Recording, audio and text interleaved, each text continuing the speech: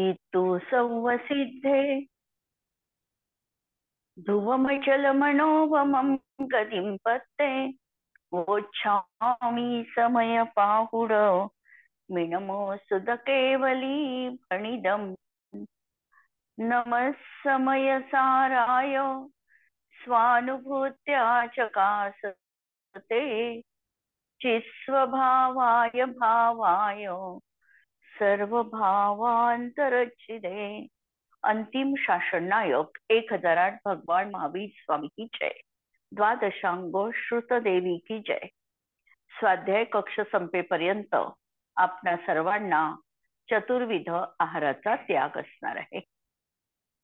समयसार ग्रंथ आपण बघतो आहे आणि त्यातही महत्वाचा असा पुण्य पाप अधिकार आम्ही बघतो आहे। पुण्य पाप अधिकार म्हणताना 10 गाथांपर्यंत जयसेन आचार्यांनी त्याला पुण्याधिकार म्हटल्या आणि उरलेल्या 9 गाथांमध्ये त्याला पापाधिकार असं संबोधन केलेलं आहे। आणि काल आपण गाथा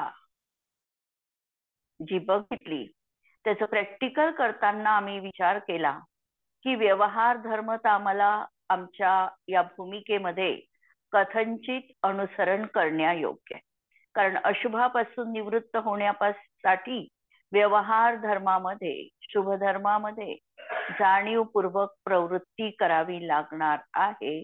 आणि परमार्थाचा बोध करून म्हणजे निश्चय काय आहे हे समजून नंतर व्यवहार म्हणजे शुभ क्रियेला देखील सोडून ज्ञानाचा आश्रय घ्यायचा आहे।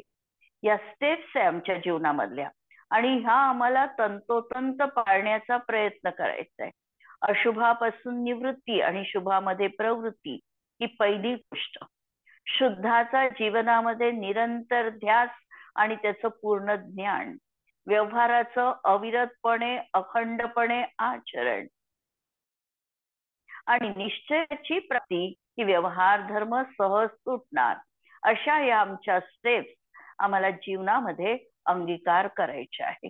जर आम्ही आजच व्यवहार धर्माला हे समजून त्याविषयी अंतरंगामध्ये उदासीनता ठेवली की झाला तर झाला आणि नाही झाला तरी बिघडलं नाही, शेवटी ते बंधाचं कारण आहे असं जर आम्ही म्हटलं तर आम्हाला अजून योग्य रीतीने परिज्ञान झालेलं नाही हे निश्चितपणे आम्हाला समजायचं आहे।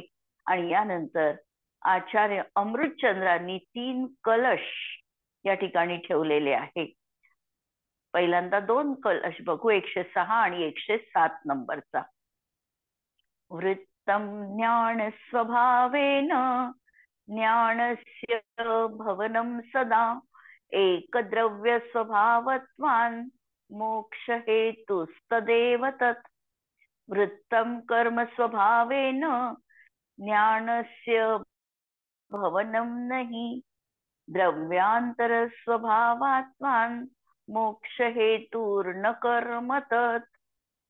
ज्ञानस्य सदा ज्ञान स्वभावेन भवनं वृत्तम, ज्ञानाचं निरंतर ज्ञान रूपाचं परिणमन होणं यालाच वृत्त म्हटलेलं आहे, म्हणजे चारित्र्य म्हटलेलं आहे। रागाचा परिहार आणि ज्ञानामध्ये लीन असणं यालाच आगम भाषेमध्ये चारित्र्य असं म्हटल्या जातं। आणि तत् एक धर्म स्वभावत्वात, काल आपण एक धर्म स्वभावत्वात बघितलेला होता शब्द की एक द्रव्य स्वभाव म्हणजे जे कार्य ज्या द्रव्यात घडणार आहे त्याचं कारणही त्याच द्रव्यात आम्हाला शोधायचं आहे। परद्रव्यामध्ये त्याचं कारण आम्हाला कधीही मिळणार नाही। जसं आम्ही व्यवहारामध्ये म्हणतो जी घटना ज्या ठिकाणी घडलेली आहे त्याच ठिकाणी त्याचा पुरावा देखील आम्हाला मिळू शकतो, त्याचं कारण देखील त्या जागी आम्हाला सापडू शकतं। एकद्रव्याश्रितपणा। जर आत्म्याला मोक्षाची प्राप्ती होणार आहे तर मोक्षाचं कारण देखील आम्हाला आत्मद्रव्यामध्ये शोधावं लागणार आहे। हा आहे एकद्रव्याश्रितपणा आणि असा एकद्रव्याश्रितपणा असणं हा प्रत्येक द्रव्याचा स्वभाव आहे। आत्मद्रव्याचा देखील तोच स्वभाव आहे. जसं आम्ही म्हटलं आत्म्याला मोक्ष प्राप्त करायचंय, त्याचं कारण काय याचा जर आम्ही विचार केला तर बाह्य शरीराशी जे जप तप संयम आहे हे मोक्षाचं कारण नाही. कारण हे मोहनीय कर्माच्या मंद उदयात होणारा जीवाचा विकारी परिणाम आहे आणि हा जीवाचा विकारी परिणाम मोक्षाचं कारण नाही. ज्या ठिकाणी कर्म उपाधी नाही असा जो निरुपाधी स्वभाव हाच मोक्षाचा हेतू असणार आहे, की जो सम्यक दर्शन ज्याला म्हणू शकतो आम्ही की सम्यक दर्शन श्रद्धा गुणाचा निर्मल पर्याय. कारण याचं आम्हाला मोक्षाचं मूळ कारण सम्यक दर्शनाशी निगडीत दिसतं. सम्यक दर्शनामुळे मोक्षाची प्राप्ती आम्हाला झालेली दिसते. म्हणून तो एक आत्मद्रव्याचा स्वभाव आहे आणि तदेव मोक्ष हेतू, तेच मोक्षाचं कारण आहे. आत्मा ज्ञान स्वभावी आहे. संसारी दशेमध्ये देखील मोहादिकाच्या सद्भावात मिथ्या ज्ञान आमचं झालेलं आहे आणि हेच अज्ञान आहे. ज्ञान दोन तऱ्हेनी आम्ही अज्ञान रूपाने परिणत होतं असं मानतो. दोन तऱ्हेनी, एक क्षायोपक्षमिक अज्ञान आणि दुसरं औदैक अज्ञान. नावं ऐकली असेल. क्षायोपक्षमिक अज्ञान याचा अर्थ मिथ्या दर्शनासोबत जे अज्ञान आहे, मिथ्या दर्शन असताना जी ज्ञानाची विपरीत दशा आहे, ही विपरीत दशा म्हणजे क्षायोपक्षमिक अज्ञान. क्षायोपक्षमिक अज्ञान हे 1 ते 3 गुणस्थान पर्यंतच असणार आहे. चौथ्या गुणस्थानात क्षायोपक्षमिक अज्ञान नाही. आता आमचं ज्ञान जे क्षायोपक्षमिकच आहे पण ते सम्यक ज्ञान म्हटल्या जातं. आणि दुसरं आहे औदैक ज्ञान, जे ज्ञानावरण कर्माच्या उदयात निरंतर पहिल्या गुणस्थानापासून 12व्या गुणस्थानापर्यंत केवळ ज्ञानाची प्राप्ती होत नाही, तोपर्यंत आहे ते औदैक ज्ञान. औदैक ज्ञानाने आमचा इतका विघात झाला नाही. आमचं हे मिथ्या दर्शनाशी निगडीत असलेलं जे ज्ञान आहे, विपरीत श्रद्धायुक्त जे आमचं ज्ञान आहे, हे आम्हाला अज्ञानाच्या कोटीत टाकून भ्रम उत्पन्न करवित. जी वस्तू जशी आहे तसं दिग्दर्शन आम्हाला करता येत नाही, तसं आम्हाला जाणता येत नाही. आम्ही काहीतरी विपरीत असं मानतो आणि हे आम्हाला घातक आहे. असं हे अज्ञान जीवनात आहे. जेव्हा हे ज्ञान म्हणजे आमचं समीचीन ज्ञान अज्ञान रूपाने म्हणजे क्षायोपक्षमिक अज्ञान रूपाने रागादी परिणमनाला सोडून ज्ञान रूपामध्ये परिणमतं. आता झाली परिस्थिती कशी? आमचं ज्ञान या अज्ञान अवस्थेचा त्याग झाला, क्षायोपक्षमिक अज्ञान सुटलं. त्याबरोबर आमची राग चांगला आहे ही मान्यता पण बदलली. रागाविषयी अंतरंगामध्ये हेयत्व बुद्धी झाली की राग हा कधीही चांगला असू शकत नाही, तो बंधाचा हेतू आहे, ही भावना झाली. म्हणून हा जीव अभिप्रायामध्ये रागादी परिणमनापासून दूर हटला. प्रत्यक्षात रागादी जाणार नाहीत, परंतु अभिप्रायपूर्वक मी रागाचा स्वामी नाही ही भावना अंतरंगामध्ये उत्पन्न झाली. म्हणून राग परिणमनाला सोडून ज्ञान रूपाने जेव्हा परिणमतो तेव्हा तोच मोक्षाचा हेतू आहे, ज्याला आगम भाषेमध्ये चारित्र असं म्हटल्या जातं. म्हणून मोक्ष द्वंद्वरूप नाही, उलट द्वंद्वदशेचा त्याग करून पूर्ण एकत्वाला प्राप्त करणे म्हणजेच मोक्ष आहे. आत्मा आपल्या स्वरूपात स्वयं एक आहे आणि मोक्ष म्हणजे परापासून सर्वथा बाजूला होऊन आत्यंतिक अशा आपल्या स्वभावामध्ये आरूढ होणं, याचं नाव मोक्ष आहे. नंतरच्या गाथेमध्ये याला जे विपरीत आहे म्हणजे अस्थिरूपानी कथन या ठिकाणी केलं. नंतरच्या गाथेमध्ये आचार्य नास्ती रूपानी कथन करणार आहे की कर्म स्वभावेन वृत्तम, कर्म म्हणजे शुभाशुभ रूप क्रिया. या रूपाने जे काही क्रिया होते आहे ही ज्ञानस्य भवनम नाही. शुभ आणि अशुभ क्रिया या दोनही क्रिया कुशील आहे, मोक्षाला कारणीभूत नाही, बंध स्वभावी आहे, हे आम्ही पहिल्यांदाही बघितलंय. म्हणून या रूपाने ज्ञानस्य भवनम नाही, ज्ञानाचं परिणमन नाही. आणि हा काय आहे, कर्म काय आहे तर द्रव्यांतर आहे, आत्मस्वभावाला वेगळं पाहणार आहे. म्हणून कर्म तर पुद्गल स्वभाव रूप आहे. द्रव्यांतर स्वभावत्वात पंचमी विभक्ती दिली की तो द्रव्यांतर स्वभाव आहे, जीवाचा स्वभाव नाही, पुद्गलाचा स्वभावमय आहे. आणि आम्हाला तर आमचं कार्य करायचंय तर आमच्याच मध्ये आम्हाला कारण शोधायचंय, परद्रव्याचं कारण आम्हाला उपयोगी पडू शकत नाही. परहस्ते शस्त्रम आम्हाला काहीही कार्यकारी नाही. म्हणून तत्कर्म न मोक्ष हेतू, ते कर्म मोक्षाचं कारण असत नाही. अशुभ क्रिया पापरूप असतात, ज्या कुगतीमध्ये जीवाच्या दुःखोत्पत्तीसाठी कारण आहे. आम्ही अशुभ पंचेंद्रियाच्या विषयात अत्यंत रत आहोत, पाप क्रिया करतो आहे, हिंसादी दुष्कृत्य करतो आहे. या सगळ्या क्रिया आमच्या कुगतीमध्ये किंवा दुःखाच्या उत्पत्तीसाठी कारण आहे. आता त्याच्या विरुद्ध शुभ क्रिया ज्या आहे या पुण्यरूप आहे. अहिंसा, सत्य, अचौर्य ह्या ज्या आमच्या पुण्यक्रिया आहे या आम्हाला सुगतीमध्ये सांसारिक सुखासाठी कारणीभूत आहे.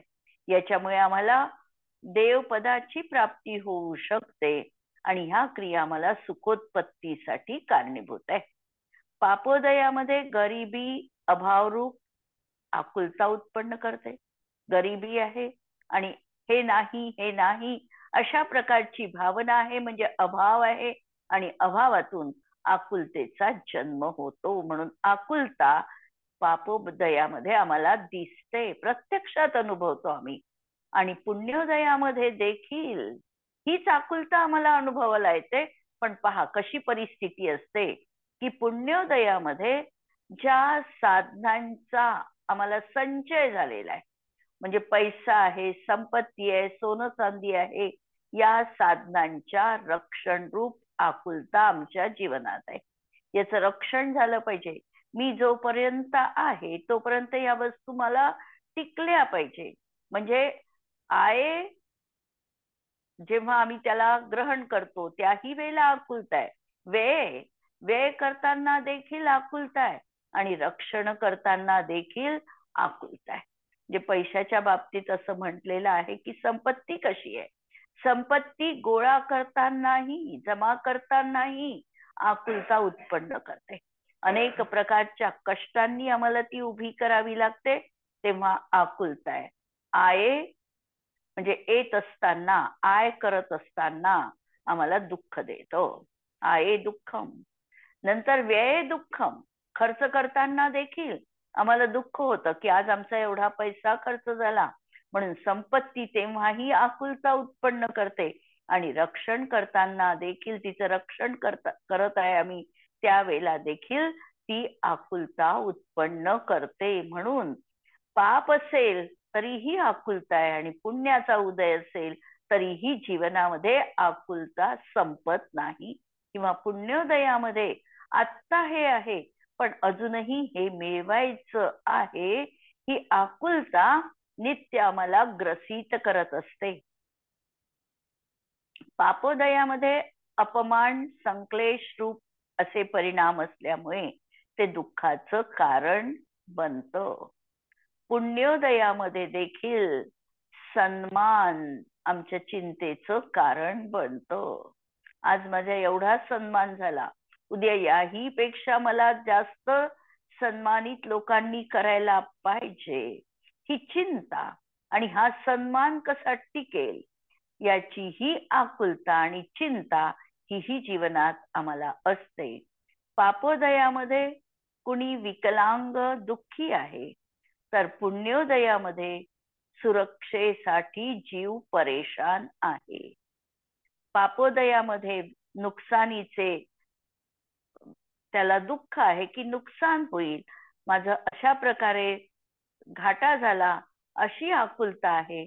आणि पुण्योदयामध्ये देखील पैसा कसा टिकवून ठेवता येईल यासाठी जीवनात आकुलता आहे.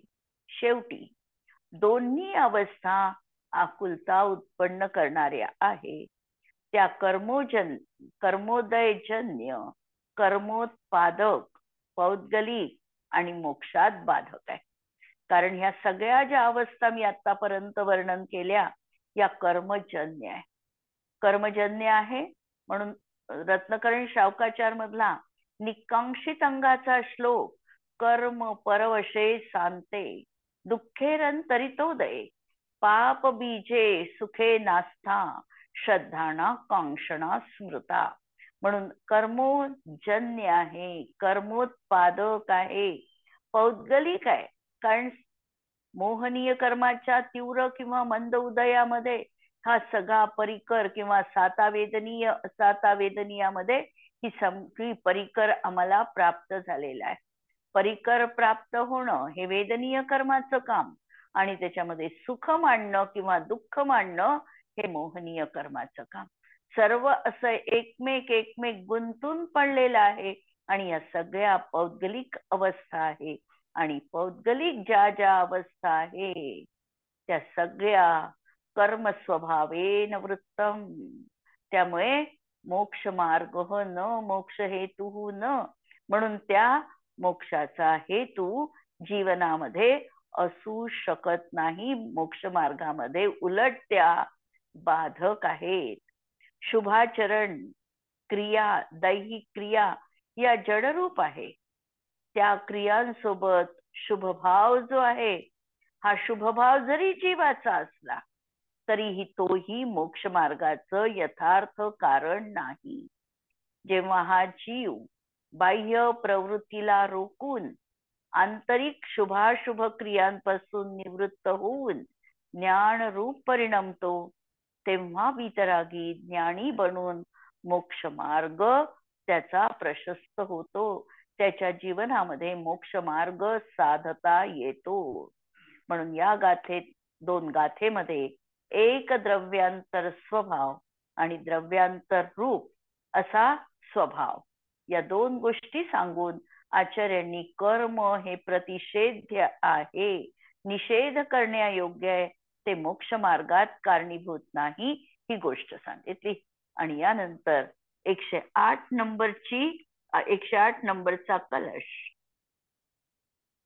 मोक्ष हेतु तिरोधानात बंधत्वा स्वयमेव च, मोक्ष हेतु तिरोधाई भावत्वात तन्निषिध्यते.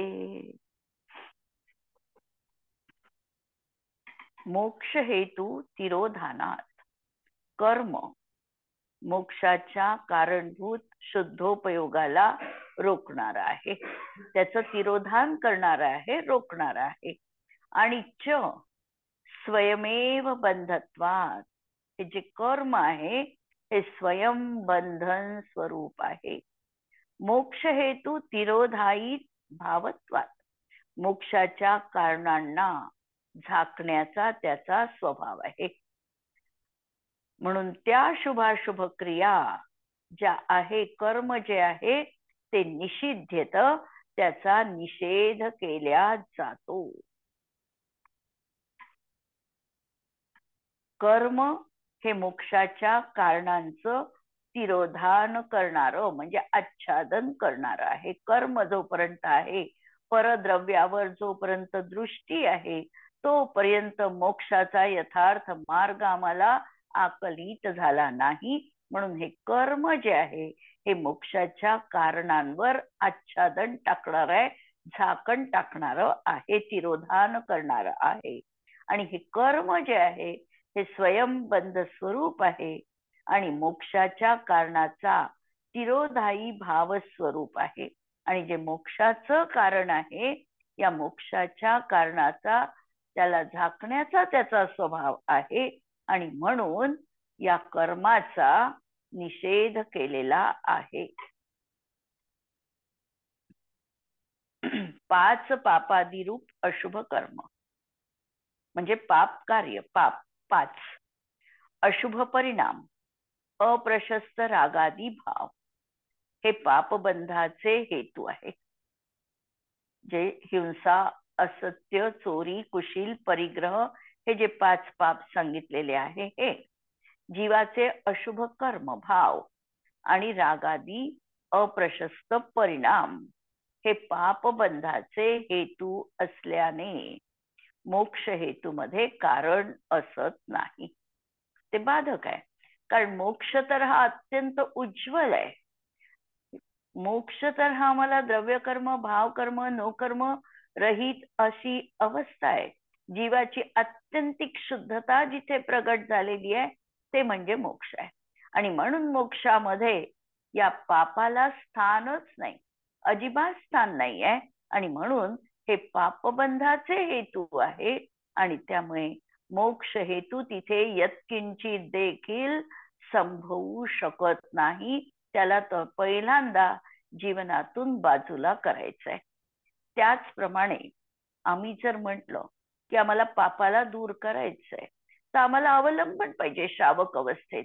कारण पापाला सोडण्यासाठी किंवा अशुभ क्रियेचा त्याग करण्यासाठी किंवा मनात वाईट साईट विचार येऊ नये याचा त्याग करण्यासाठी प्रथमतः आम्हाला चांगल्या भावांना अंतरंगात स्थान द्यावं लागतं.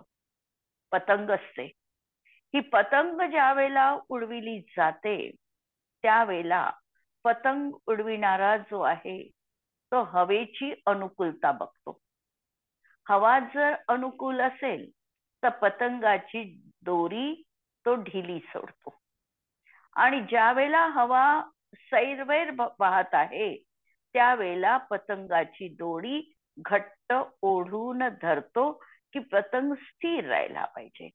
त्याप्रमाणे आमच्याही जीवनामध्ये ज्या वेळेला आमचं मन सैरभैर आहे, अनेक अशुभ क्रियांमध्ये आमचं मन गुरफटलेलं आहे किंवा मनात विचारांचं कल्लोळ माजलेलं आहे, अशुभ विचार सातत्याने मनात येतात आहे, म्हणजे आमच्या मनाचा हा जो वेग आहे हा अस्ताव्यस्त आहे.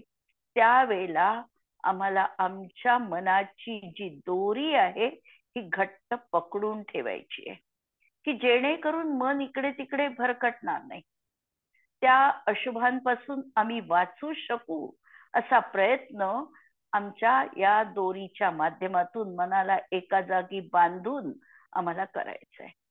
आणि जेव्हा मनात विचार आला कोणता की मला मंदिरात जायचंय, आज मला एवढे श्लोक पाठ करायचे आहे, मला ह्या तीर्थक्षेत्रावर वंदना करण्यासाठी जायचं आहे किंवा मला दान द्यायचंय, मला पूजा करायची आहे, असे भाव जेव्हा मनात येतील तेव्हा मनाची पतंगीची दोर ही सैल सोडा, त्याला भरकटू द्या. आणि अशा तऱ्हेने हे म्हणजे पापांपासून वाचण्याचा हा प्रथम उपाय आहे की जर मनात अशुभ विचार आले असेल तर त्याला ताबडतोब कन्व्हर्ट करता आलं पाहिजे शुभ विचारांमध्ये. तो विचार आमच्या जीवनात राहणार नाही. आला ठीक आहे, येईल, परंतु आल्यानंतर त्याला चिरकाल आमच्या जीवनात स्थान मिळता कामा नये. त्याला लगेचच पहिल्याच भूमिकेत आम्हाला उखडून बाहेर काढून टाकायचंय. परत एक दृष्टांत देते. हा दृष्टांत तर पतंगाचा लक्षातच ठेवा. आणखी एक दृष्टांत. एक म्हातारी आहे आणि तिच्याजवळ अनगिनत संपत्ती आहे. नेमका तिच्या घराच्या समोर एक मुलगा राहतोय.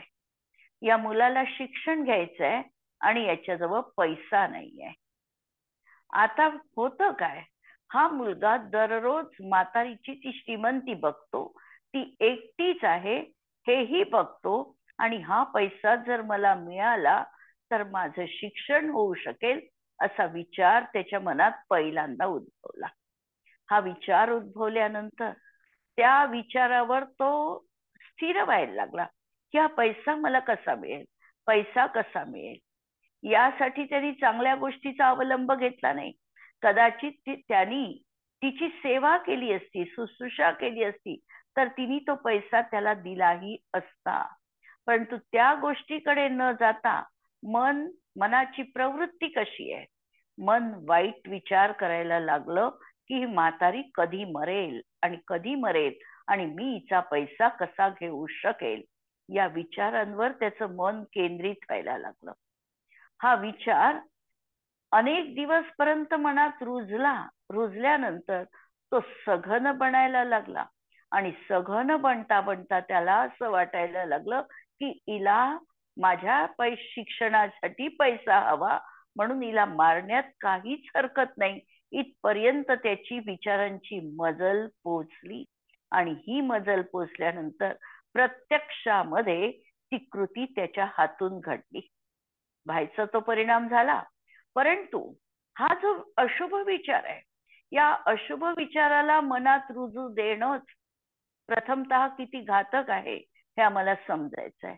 म्हणून अशुभ विचार ज्या क्षणी आमच्या मनात रुजला असेल त्याच क्षणी ते काटेरी झुडपं आम्हाला फेकून उखडून बाहेर काढायचं आहे. हे तण आमच्या जीवनात जोपासता कामा नये. हा विचार आम्हाला ताबडतोब जीवनातून वजा करायचा आहे आणि त्याची जागा प्रथमतः आम्हाला चांगल्या विचारांनी घ्यायची आहे. म्हणून अशुभापासून हे असं आम्हाला बाजूला जायचं आहे आणि शुभामध्ये प्रवृत्त व्हायचं आहे. म्हणून 5 अनुव्रत, 5 महाव्रत. आम्हाला जर अशुभ विचार येत असेल तर आम्ही एखाद्या मुनींचं आचरण आठवा. एखादं महाव्रती धारण करणारे कसे असतात, त्यांचे विचार कसे असतात, ते कसे वागतात, ते कसे बोलतात, ते कसे चालतात, त्यांचं ते जीवन बघा आणि अशा तऱ्हेने या व्यवहार चारित्र रूप क्रिया किंवा एखादी व्यक्ती जर धार्मिक असेल तर ती कशा प्रकारे आपल्या मनामध्ये देवपूजा, स्वाध्याय आदीचा भाव निरंतर ठेवते हे बघा. आणि या अशा पुण्य या क्रिया ज्या आहे या पुण्यबंधाचं कारण आहे. पण शेवटी याही बंधन रूपच आहे, हेही आम्हाला अंतरंगामध्ये ठसवायचं आहे.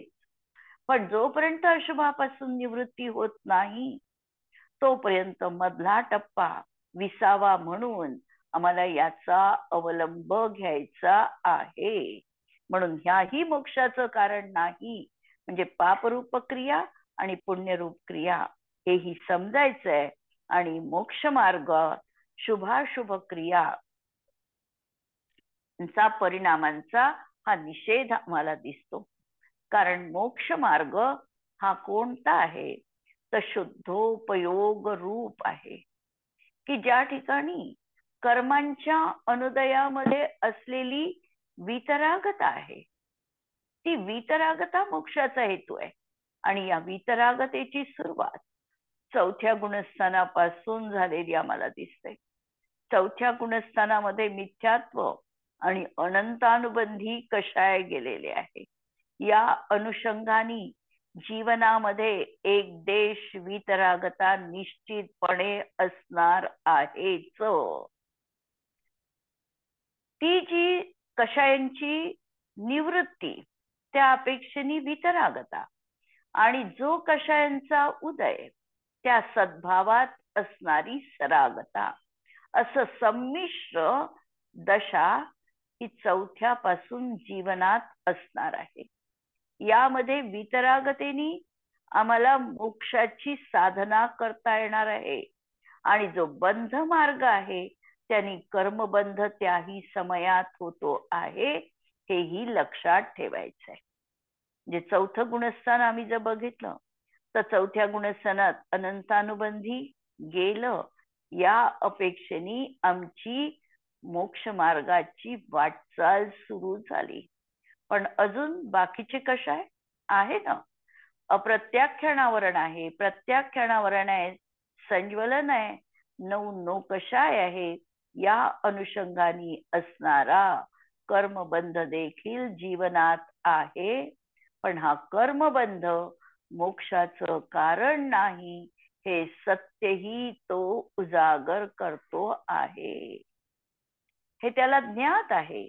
आणि म्हणून मोक्षाचा हेतू हा शुद्धोपयोग रूप वितराग दशा हीच आहे, हे तो मानतो आणि समजतो पण आहे.